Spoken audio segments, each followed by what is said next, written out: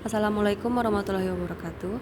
Kami dari kelompok 6 ingin mempresentasikan final project analisis Big Data mengenai analisis sentimen pada Tokopedia.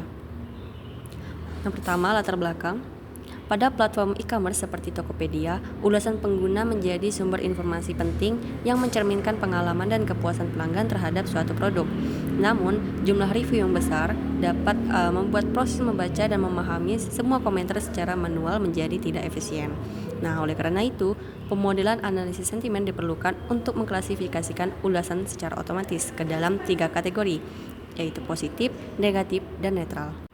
Analisis permasalahan yang kami angkat yaitu jumlah ulasan sangat besar sehingga tidak dapat dianalisis secara manual, lalu bahasa ulasan variatif, tidak terstruktur dan menyulitkan interpretasi, lalu yang ketiga, rating tidak selalu sesuai dengan sentimen sebenarnya pada teks, lalu yang keempat, informasi penting dari review berpotensi terlewat tanpa metode analisis sentimen.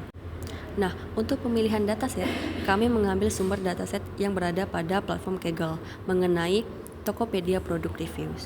Nah, deskripsi dataset ini berisikan kumpulan ulasan produk Tokopedia yang mencakup teks review, rating pengguna, kategori produk, nama produk, hingga informasi penjual seperti shop ID dan juga produk URL-nya. Dataset ini memiliki berbagai karakteristik, seperti datasetnya berisi kombinasi data numerik, struktur datanya terdiri atas 8 kolom, dan volume datanya berisi sebanyak 44.350 baris data. Lanjut ke tahapan pertama, yaitu data preparation. Yang kami lakukan adalah cleansing data. Nah, pertama missing value handling, yaitu proses untuk menangani data yang hilang atau nol atau tidak terisi dalam sebuah dataset. Lalu berikutnya, duplicate data handling, proses untuk mendeteksi dan menghapus data yang muncul lebih dari satu kali dalam dataset ini. Lalu yang ketiga, cleaning text, yang melalui proses processing seperti stop word, lalu tanda baca yang dihitung sebagai anomali, dan juga lowercase, sehingga siap untuk analisis sentimen. Lalu berikutnya terdapat feature engineering. Yang pertama itu stop word removal, proses untuk menghapus kata-kata umum yang sering muncul tetapi tidak memiliki makna penting dan tidak unik dalam suatu baris. Lalu yang kedua, tokenization, proses memecah kalimat teks menjadi kata-kata satu persatu. Lalu ada labeling encoding, digunakan untuk mengubah kategori sentimen menjadi positif, netral, dan juga negatif. Lalu yang terakhir ada TF-IDF vectorization, yang digunakan untuk mengubah teks yang telah dibersihkan menjadi representasi numerik yang dapat dipahami oleh model machine learning. Selanjutnya masuk pada exploration data analysis, yang dimana statistik deskriptifnya dataset ulasan produk Tokopedia yang digunakan terdiri dari 40.608 observasi atau baris dan 9 variabel atau kolom yang mencakup informasi ulasan, rating, kategori, dan detail penjualan.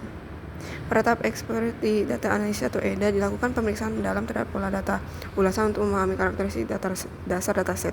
Distribusi rating dianalisis untuk melihat kecenderungan penilaian pengguna, di mana grafik batang menunjukkan dominasi rating tinggi dan mengindikasikan pengalaman belanja mayoritas bersifat positif.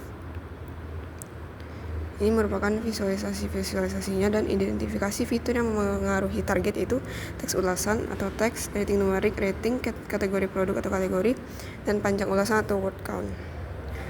Sini ada korelasi dan insight-nya, yang dimana hasil analisis sentimen ulasan pelanggan memiliki hubungan kuat dengan rating dan pola teks, sehingga analisis sentimen berbasis machine learning menjadi penting untuk memproses review yang semakin besar jumlahnya.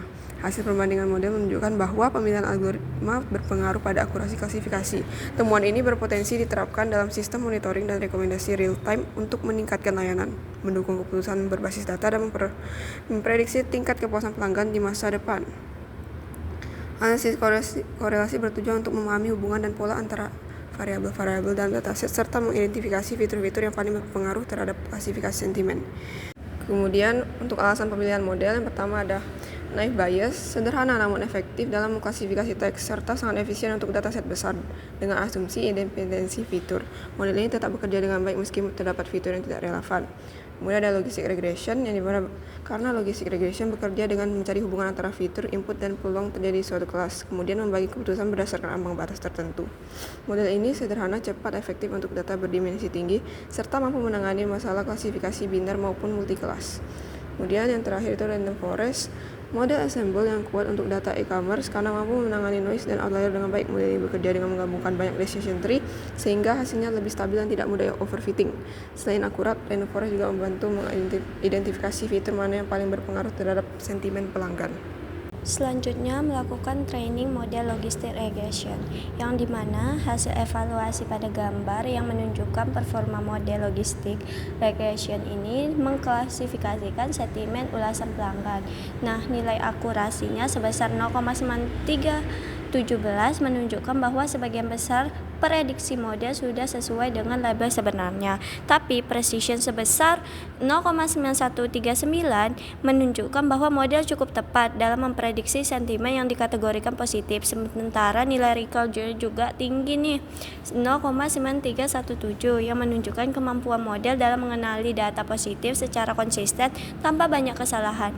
Nah, untuk F1 score itu sebesar 0,9218 yang menjadikan indikator keseimbangan antara precision dan recall, yang berarti model tidak hanya akurat tetapi juga stabil dalam performanya. Secara keseluruhan, metrik tersebut menunjukkan bahwa logistic regression merupakan model yang efektif dan reliable untuk analisis sentimen pada dataset ulasan e-commerce.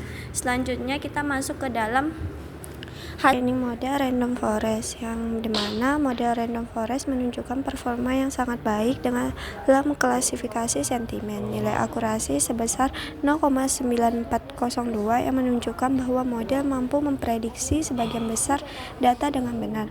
Recall juga bernilai 0,9402 positif dan hanya sedikit data positif yang terlewat. Namun precision bernilai sedikit lebih rendah, yaitu 0,8841. Itu berarti sebenarnya bukan positif. Meskipun begitu, nilai F1 score sebesar 0,113 menunjukkan bahwa model memiliki keseimbangan performa yang baik di antara precision dan recall. Secara keseluruhan, hasil ini menunjukkan bahwa random forest merupakan model yang kurang kuat dan cukup handal untuk tugas analisis sentimen pada dataset e-commerce. Selanjutnya, training model Naive Bayes yang menunjukkan performa yang sangat baik berdasarkan hasil training yang ditampilkan. Nilai akurasi sebesar 0,8756 mengindikasikan bahwa model mampu menghasilkan prediksi yang tepat sebesar 87,56% untuk data uji. Model Naive Bayes yang dimana menunjukkan performa yang lebih seimbang dibandingkan random forest, terutama karena mampu mengenali kelas negatif dan recall yang cukup baik sebesar 0,55. Namun, precision untuk kelas negatif dan netral masih rendah sehingga F1 score keduanya tetap kecil. Model bekerja sangat baik pada kelas positif dengan F1 score 0,94, tetapi ini dipengaruhi oleh dominasi jumlah data positif. Akurasinya tuh keseluruhan tuh 0,88 terlihat tinggi, namun tidak mencerminkan performa merata di semua kelas. Macro average F1 score-nya itu sebesar 0,50 yang menunjukkan bahwa Naive Bayes masih kesulitan pada kelas minoritas dan secara keseluruhan masih berada di bawah performa logistic regression. Selanjutnya, hasil evaluasi model logistic regression untuk model logistik ini menunjukkan bahwa model sangat baik dalam mengenali kelas positif dengan precision 0,95, recall 0,98, dan F1 score 0,97. Namun, performanya jauh lebih rendah dengan kelas negatif dan terutama netral yang memiliki precision dengan recall rendah karena jumlah datanya sedikit dan distribusinya kelas tidak seimbang. Untuk model random forest menunjukkan performa yang sangat berat sebelah karena hanya mampu mengenali kelas positif dengan sangat baik, sementara kelas negatif dan netral sama sekali tidak terdeteksi. Meskipun akurasi total terlihat tinggi, hal ini menyesatkan data dominasi oleh kelas positif. Nilai makro average-nya rendah, menegaskan bahwa model gagal mempelajari pola pada kelas minoritas. Selanjutnya untuk insight hasil analisis secara keseluruhan, random forest memang mencapai akurasi tertinggi sebesar 0,9 sekian, yang menunjukkan bahwa model ini paling sering memprediksi dengan benar. Namun, jika mempertimbangkan metrik yang sering seimbang seperti F1 score, logistic regression justru memberikan performa terbaik dengan nilai 0,9 sekian.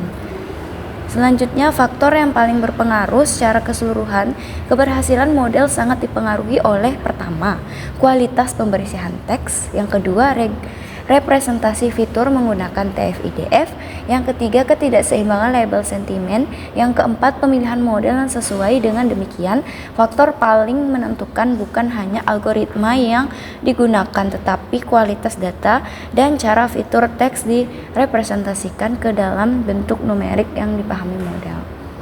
Untuk rekomendasi berdasarkan data, yang pertama ada mengatasi ketidakseimbangan kelas, kemudian tingkatan representasi fitur menggunakan embedding modern. Yang ketiga, memperkuat processing teks, tambahkan normalisasi slang, stemming bahasa Indonesia, dan deteksi duplikasi teks untuk meningkatkan kualitas input. Kesimpulannya, dari hasil analisis sentimen menggunakan logistic regression, random forest, dan naive Bayes, dapat disimpulkan bahwa permodelan otomatis sangat membantu dalam mengolah ulasan pelanggan dalam jumlah besar. Random forest memberikan akurasi tertinggi, namun logistic regression menjadi model paling seimbang dengan F1 score terbaik, sehingga lebih stabil dalam klasifikasi 3 kelas sentimen.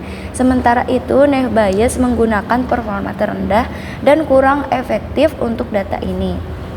Terima kasih, sekian presentasi dari kami. Kami ucapkan terima kasih dan maaf jika masih ada kekurangan.